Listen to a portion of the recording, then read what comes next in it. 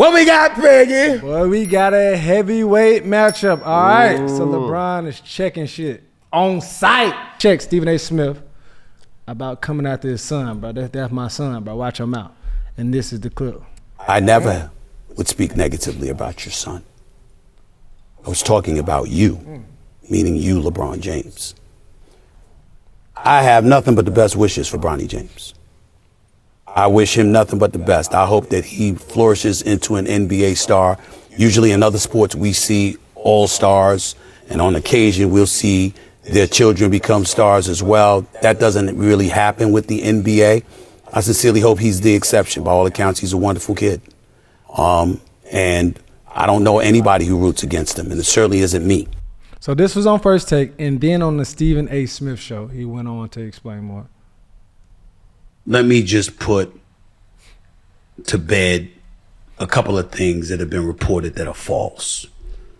People was talking about LeBron called me out my name, or I saw somebody said he called me a bitch. Somebody said he called me a punk and all this.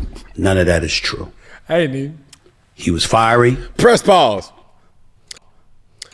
Over this last 4 to 5 months, I saw Stephen A. Smith in a light that I never saw before. A cool ass dude. Yeah. I wish, just me personally, my selfish wish is that Stephen A. is the Stephen A. he showed on First Take. Oh, yeah. Because he cool as fuck. Mm-hmm. Now, certain ramifications. That's a family show, First Take.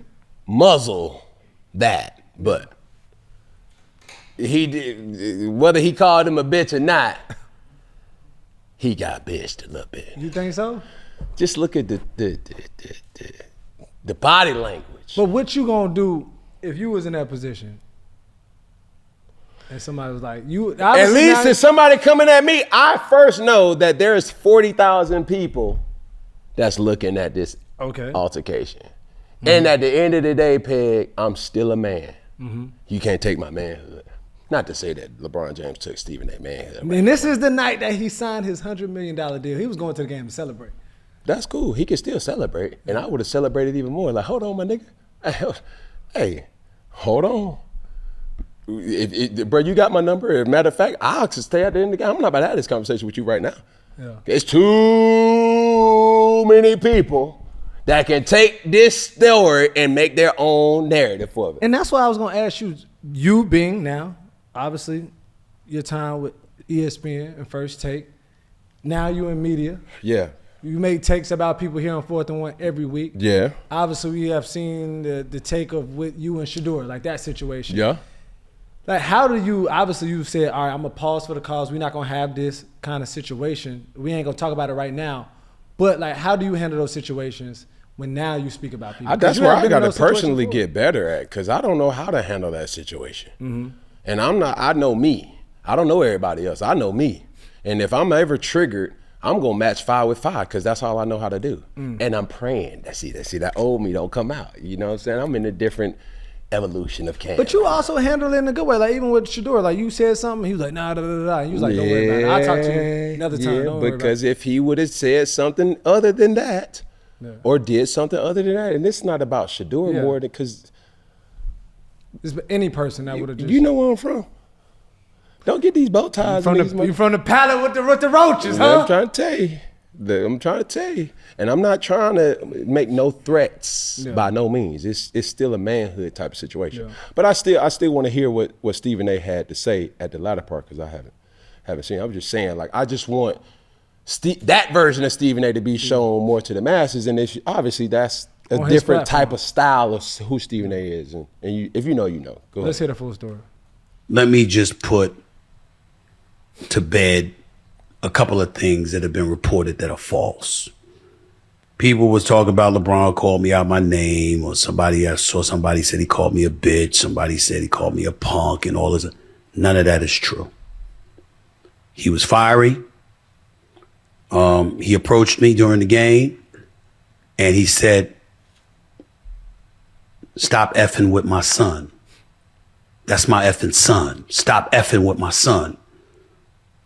I said, What? Nah, man, straight up, man to man.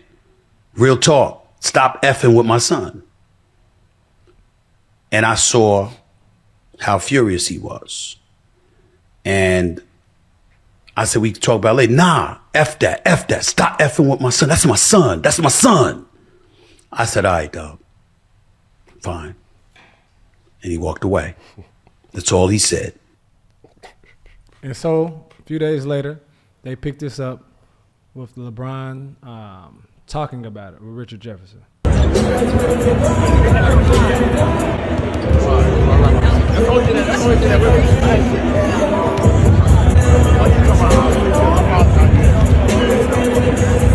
So he was like, the only thing I'm really mad about, I'm pleading as a father. Like, I know, like, Richard Jefferson, I guess, was trying to talk him down off. It was like, come on, LeBron.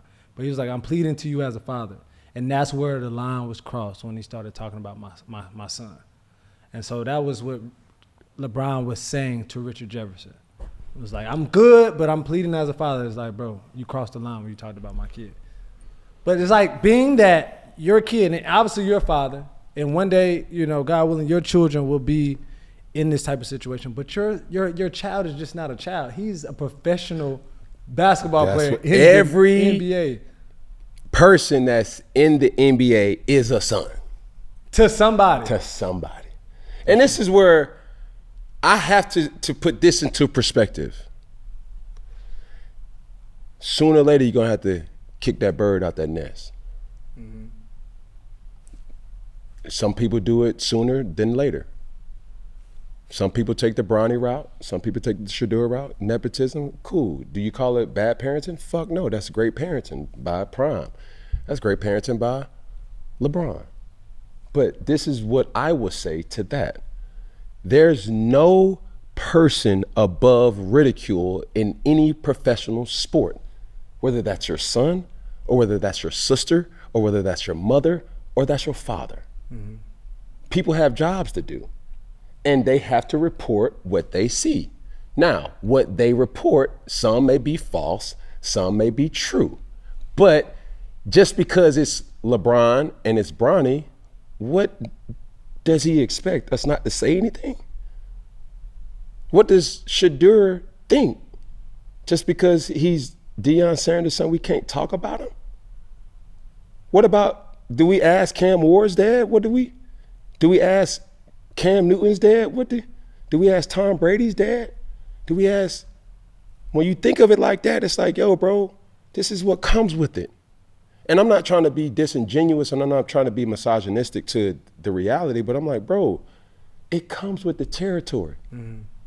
Ken Griffey Jr. and Ken Griffey Sr. knew ridicule came with them being on the same team. Yeah. And everybody not gonna like that shit.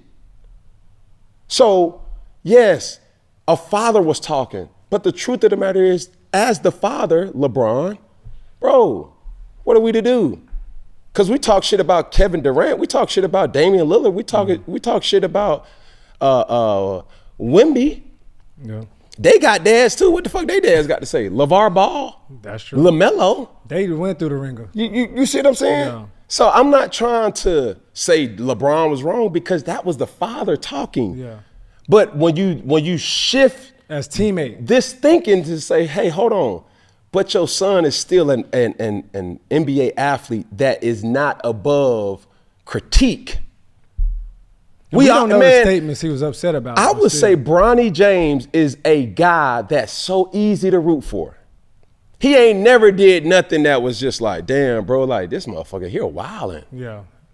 Not on no damn Marcus Jordan shit. Facts. You know what I'm saying? And I fuck with Marcus, like real shit. Like he's a solid dude. You know what I'm saying? Did he make some mistakes? Cool.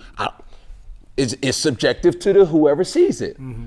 But the reality is like, yo, bro, he's still in the NBA. Shit, if he doesn't do good, well, we can't talk about it. Yeah.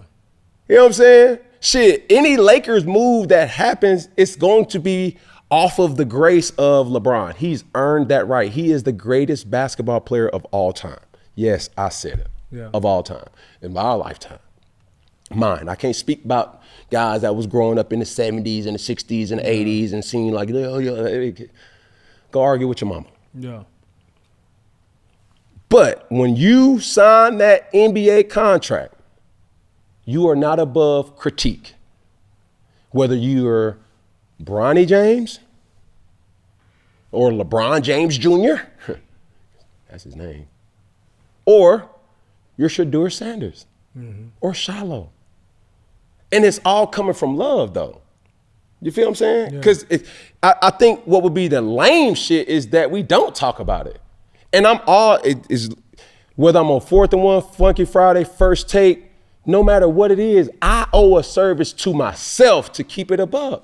The good and the bad. Man, I'm not gonna go in nowhere and not talk about how I feel about certain in the barbershop, on TV, on YouTube, wherever. It's like, bro, I'm gonna deliver the message how I know it to be true.